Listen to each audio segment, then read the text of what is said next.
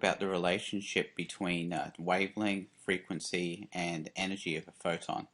And these are the two formulas that we tend to use. We've got speed of light equals the frequency times the wavelength, and then we've got the energy of light being Planck's constant times the frequency.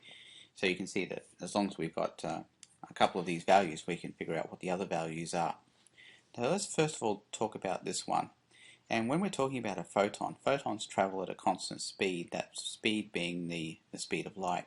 If we take a look at the units for this here, we've got frequency, which is measured in seconds to the -1, cycles per second if you like, or hertz, but I'm going to leave it as seconds to the -1 for now. You've got meters here for the wavelength, and as you can see, we're going to end up with a unit here of meters per second, which matches the unit on the speed of light.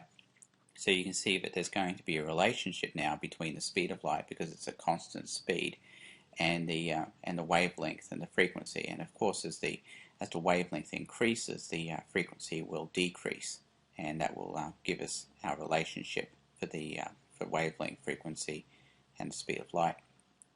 The other thing we can look at is the energy of the photon, which can be measured by using Planck's constant and the frequency of the light. As you can see here, the higher the frequency, the higher the energy of the light.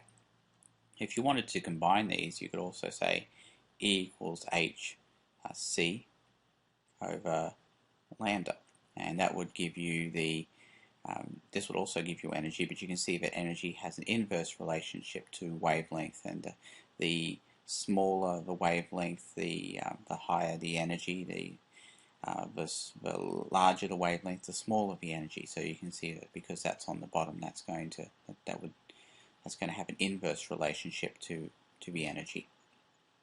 Right, so if we look at the units we've got there, we've got joule seconds for Planck's constant, and then we've got seconds to the -1 for frequency. So you can see that will cancel, and you'll end up getting joules as your unit for energy.